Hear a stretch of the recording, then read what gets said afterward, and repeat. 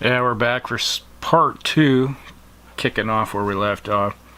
We have hiring and campaigns. Basically, like I've been saying, is it's always great if you have like a third party, so you can haggle out between you and someone else, or act as a game master. Because, like I said, this part of this, when you're doing campaigning, this is like the role-playing aspect of the game, where you have an individual that is working as the game master slash opposition type. Not even opposition, I guess it's the contract, whoever the contract may be. And you have a contract modifier table. You have your different stages, like say determining the employer. Let's say it could be House Carita for that matter, and you want to work with House Carita. Comes to you and says, "Yeah, we have these different. Let's say you got a guerrilla mission. We need a house guard, to guard. Let's say some type of outpost, research facility, you name it. You just kind of figure out what all the different offers may be, and then you start haggling it out to what kind of contract you want to have. And then you roll on the table, and you can have like independent worlds. It could be something on the periphery that's been having problems with pirates, and you may have been the pirate that's been hacking and slashing through their system indiscriminately, hitting convoys and stuff like that, or taking off goods and resources, and then they turn around and hire you to protect themselves from you. That's been known to happen. So it's like win-win type of thing. I'm supposed to find the guys and protect myself from me. Yeah, all right, works. So if you're that type of, want to be that kind of a nefarious activity, who wasn't like a good pirate once in a while. You determine your missions. It could be just a basic die roll you looked at, be it corporation, covert, house, etc. And you just roll a couple die and pair of dice and figure out what the modifiers are and go from there. And then you have your negotiate your terms, or for mercenaries, or it's pirates, government, base payment. Usually it's based like 75% of your base monthly wage times how many months the contract's for. And then you're going to be length of the mission, you determine that. It could be, it's like, here's a table showing you how long an average mission may be. And it could be modified to say, it's supposed to be for 6 months, but the contract say, all right, we want you for 9 months, and that includes transportation time. And they may provide you the transportation, or if you have your own transportation, say you have your own minor drop ship that can get you to the planet, you're still going to need a jump ship to get there, and they will provide the jump ship at a minimal fee that's part of the contract. That's just basically how things work. Because if you're not in combat, they're going to give you, may not be the full benefit of your monthly wages. So that's going to be coming out of, and that's where you get into other things where the one big sticking point is salvage rights in the game. I've talked about it before. If you're doing a campaign where, I've been in some where you couldn't haggle out anything, where the employer says, all right, you get 0 salvage rights, but we'll give you a little bit more in wages to cover the cost, or expenditures of repair up to a certain point of the value of the mech, or infantry burial costs, etc. And to be honest with you, when you're sitting with that circumstance, it's like, oh geez, I don't get anything for salvage. I have 0 incentive to make sure any salvage comes home, unless they have somebody watching you. They may park a mech pilot or something that's supposed to be your liaison officer to keep an eye on you.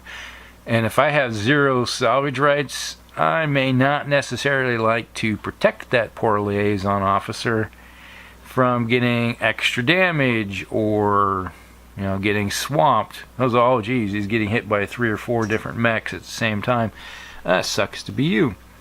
And then if you're sitting there and it's like, I don't get any salvage rights, but they get all the salvage rights, I get no benefit of it. There's been in games where it's like, hey, nuke that thing. Go put a shape charge, send over an infantry squad, and they'll put a shape charge on the ammo bay of that mech that you took down, and put a timer on it and cook it off and just disintegrate it, so that the contract holder doesn't get it either. You know, that kind of vindictive stuff. What do I know? If they're not there to see it, it didn't happen. They don't know how it got destroyed, or do they? So, wartime definition and costs and goods, contracts, mission failures. In case the mission doesn't go through, you're supposed to protect a base or research facility, and someone goes in and nukes it while you're supposed to be protecting it. Your contract may be null and voided, and you may end up getting minimal pay other than what they paid you per month already. And it's just like, oh, they just strand you on the planet, and with no way of getting out. So that happened once with House Lio. In one of my games that we played, we were supposed to go and protect something, and they turned around with and actually covertly tried to take us out, you know, and seize our contract and all of our equipment. We had to fight our way out, and then we just kind of systematically took them to the cleaner, so to speak. They weren't very good troops to begin with that we were facing. So that's the kind of things that can happen too. You know, where your employer has nefarious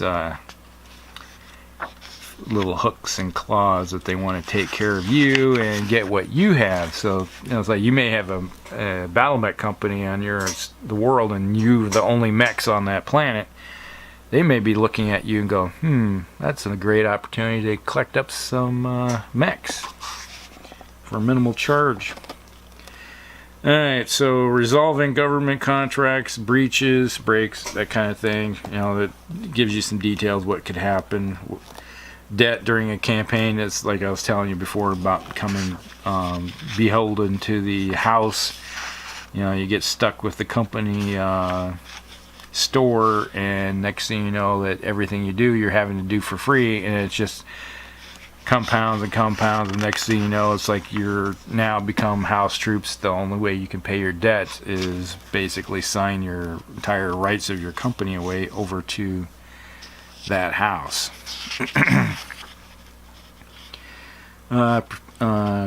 Procuring equipment and personnel during a campaign, it tells you some basic stuff. What to do, where to get them. Now you may end up hiring mercenary units, subcontracting type of deal, where let's say you only have a lance and mechs, but you don't have any infantry. For security, local security, you may hire some Blackwater style guys to do security for you. So they'll do it for good pay, but they're not beholden to you. They don't have any meat or anything or toes in the fire per se. So if things go south real quick, they may just let you sink all by yourself type of deal. Or they could be paid by another house or a different entity with 2 or 3 times as much pay to hang you out to dry. Keeping fit, training, you know, a well honed edge on your sword or blade doesn't stay that way if you use it all the time, so you have to keep training. Maintenance is something that happens all the time. Things break, just like in every day. You could be driving across a field in a tank, and suddenly you throw a track, or the track breaks, drive sprocket, you may blow out the internal combustion engine may blow, piston, or whatever it may be. or maybe in something on your Battlemech where you got hit in the shoulder actuator, but the damage wasn't noticeable, and then suddenly it just up and breaks, cracks, hairline fractures or something in a joint. And then next thing you know, you're sidelined. We're getting new parts put in. And where do you get those parts? And who's your parts supplier? You just can't go down to the local Napa auto store and pick things up. We're talking military grade weaponry here, and you may end up having to have multiple contracts. You may say you have all this one type of tank with this manufacturing, so all the parts and stuff come from them. This mech over here comes from this manufacturer, that mech comes from that manufacturer, and you have to set up your own supply lines and how to get stuff to it, and how do you get those supplies on the planet, etc.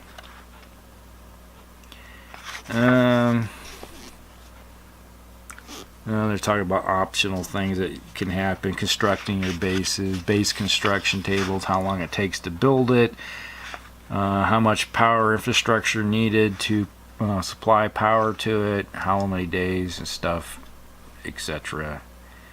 that it will take to design these things.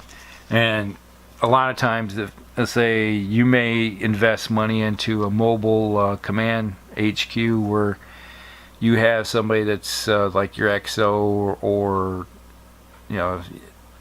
somebody that runs the operations from the rear. They may have a tactical operations center that's mobile, wheeled vehicle or a tracked vehicle or something of that nature.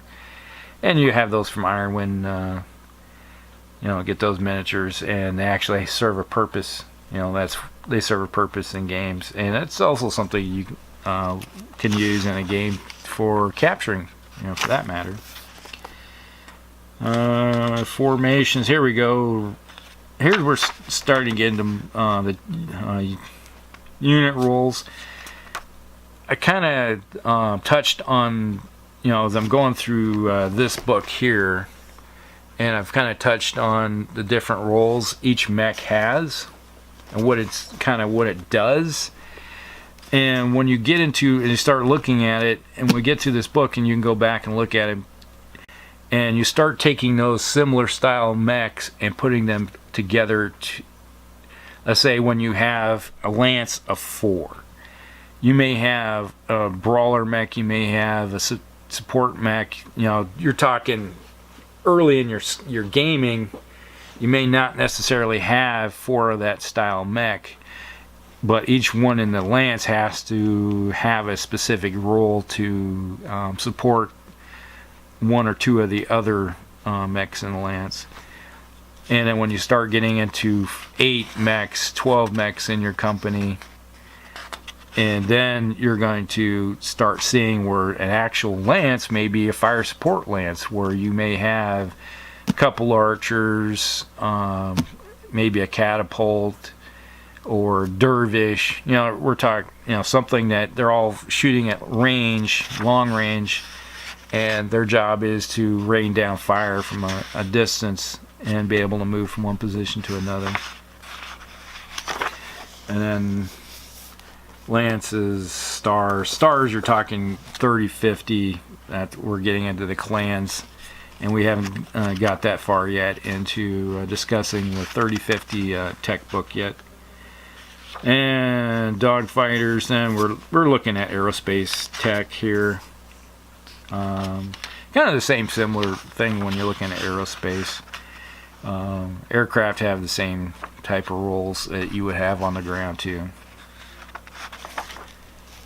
Formations, with formations will be the same thing where before we were talking about single mechs, now we're talking 4 to 12 mechs. You may have a fire support company. Let's say you've been playing the equivalent of the game for 35, 40 years, and your company is now a battalion. You say the Black Panther Mercenary Company is a battalion's worth of mechs, so it has about, say, 40. You may have an entire company that has a specific role of what it does, or each company may be set up into its own self-sufficient microcosm of interacting support, where you have a lance of mechs. You may have 2 lances of tanks, and then you may have 1 platoon of infantry. You know, kind of like it starts falling into like the regimental combat team mechanics. And there's like an air lance, anti-mech lance, that's infantry, assault lance, we're talking heavy duty stuff. Battle lance, we're talking heavy lance, command lance, you know, that'd be like your cyclopses and stuff like that, where their job is to command and control, to control where everybody goes to their different positions. Nova is another clan formation. Fire lance, that's where I was talking about, where you have, let's say, archers or something like that that shoot at long range, and their whole job, a warhammer can fall into a fire support lance where it has 2 PPCs shooting at long range, especially if you get into the 30-50 where it shoots out to 20, you know, plus hexes. It can do that role pretty decently too. Pursuit lance, that may be a medium to light. Usually it's a medium, and you can throw some we've been going through some of those 5/8 moving heavy mechs can also go into a pursuit lance, where they have enough speed to run down and harass heavies and assaults from outside of range. Recon, that's purely light mechs. You may throw a medium mech into that recon lance too, for like a recon leader. Security lance, that's usually some type of bunch of mechs or vehicles that will work with infantry together. Just cavalry lance. Some of this is just kind of redundant stuff that, you know. Urban combat lance. Now that's one where we were talking, I look at who has jump jets, and I prefer all my urban combat lances to have jump jets, because I always talk about being able to displace from one street to another over a building quickly, because if you have a lance that has 4 mechs with all jump jets and they don't, and they have 1 mech suddenly turn down this one street, you can go jump over to this one. So now you have a 4-to-1. Now your odds of hitting are a little decreased because you jumped, but they have 1 target they can usually shoot at. You have 4 that can shoot at the 1. And then the next turn, if they turn around and come down this one, and somebody's over in this street, you just keep jumping around to minimize and maximize. Minimize the damage you can take, maximize the damage you can output, type of thing. Or you can jump out, cool off, and then do it again, type of thing. More of the same thing. Campaigns,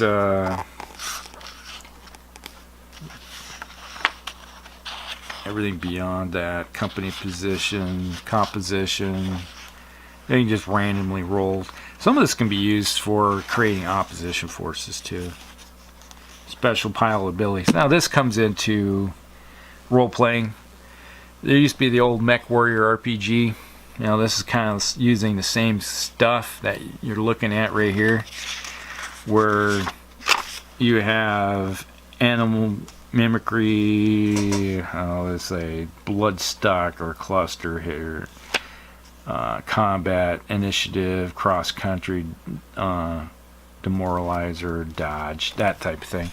This is more or less getting into the role-playing aspect of it, if you want to get into that, and not necessarily my cup of tea per se, but you can get into it if you want to, in its description of everything, that an idea how much, you know, it will cost to have that ability. And we always kept track of the amount of damage. You know, when you were doing a campaign, it's like I would fire, let's say, 2 PPCs, and I got 1 hit. We always keep a rolling tally. It was like I got that many hits, and this much damage I did, etc. And we had our own formula where after so many, let's say 1,000, 2,000 points of damage plus hits added together, you would get a skill bonus or number of kilometers or jump times. We kept track of a lot of that on the paper. This is something you could do off the side. It's not necessarily something that's in the books, but it would help in creating better skilled troops, because the more you do stuff, the easier it gets, the more you understand how things work, how your mech works, type of deal.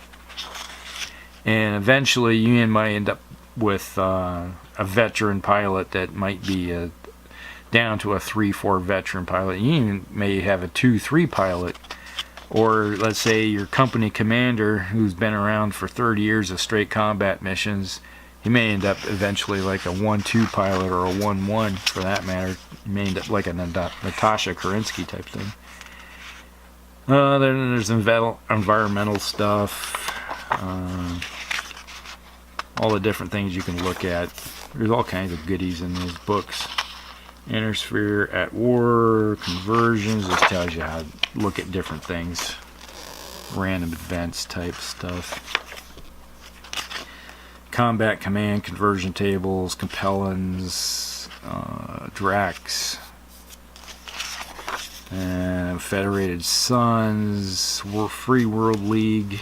Should be House Steiner here next. Lyrian Commonwealth and Periphery. Spent a lot of time running around the Periphery at times. Most of the times I always like trying to get my contracts through the FedComs and Lyrians. Those are the guys that always seem to have the most, or the better contracts. The guys that always seem to want to stab us in the back, at least in our group that we always played, were the Draconians Combine and the Lyrians, House Lyo. They always try to sneak off with you, take your stuff from you. All the pretty colors. Alright, solar system. This is getting into creating scenarios. Solar tables, how many days, what's the day and night type of thing. Objective table. Moon generation. Not necessarily all of your games will be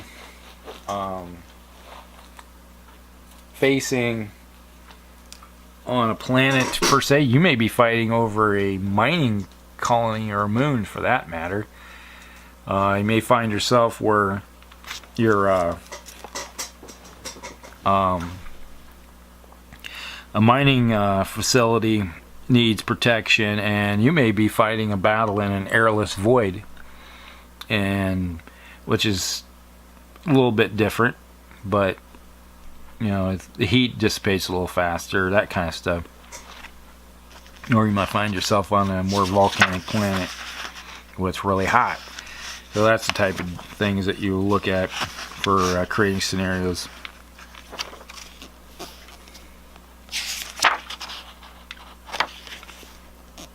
This is a lot of that deals with creating your own worlds.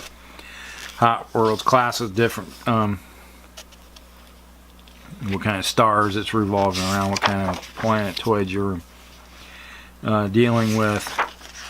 Like a variable star. It may be at a certain period of time things get really hot, and then the star contracts down and things get cold. Just depending on the period. So, sky's the limit type thing. Colony creation.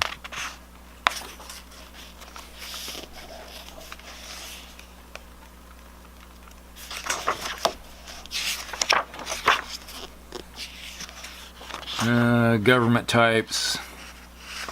Just because certain planets are in a a system, they may have a different government structure that answers to the higher house type thing. So that's other things you gotta look at. And then you get a more diversity with and out in the periphery. You know, you may end up have a kind of a lord that's not beholden to anybody, but kind of like a pirate lord type thing.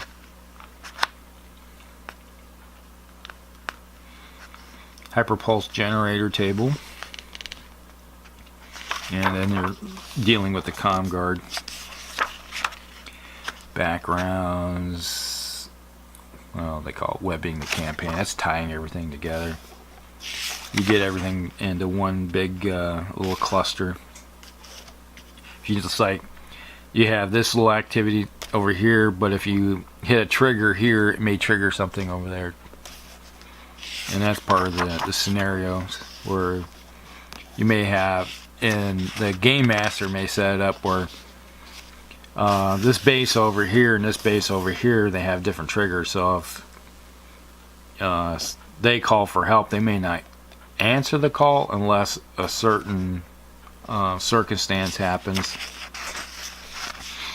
And then there's all the wonderful roaming the campaigns we like to blind map type thing, where we had you know, those giant hex maps you can buy. We had a couple laminated ones, and we had one in each room, and the game master would go from this room to that room, and we had like a patrol would be following this route here, and then an enemy patrol may be following this route, and you may not ever see each other.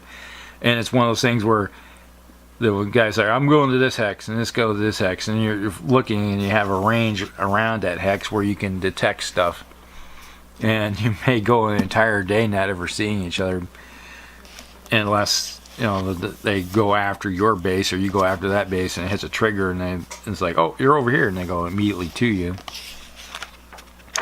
Kind of the blind man's bluff type thing. And then you run around trying to hit that blind piata. Yeah, hide and seek. There we go. May not. That's an interesting way of doing things. And then there's all kinds of optional rules. And let's see, we got all the map sheet tables.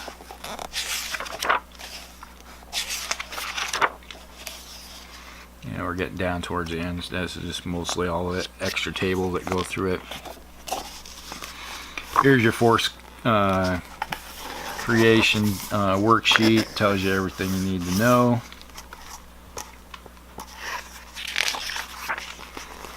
And you got your star system oversheet, planetary, and then you have your war chest campaign, and you have your basic charts that go with everything, the game. And that's pretty much everything. We just went through the campaign book in a nutshell. This was going to be, well, we're pretty close to 30 minutes in, which is more than enough time. This will take forever to upload. And if you got any more questions about anything, this pretty much takes care of everything in here. What I might do is go through in the next one, part 3, is just show what a common starting point would look like in the game, and what we go from there, and what you might want to have per se as your start off lance, that type of thing.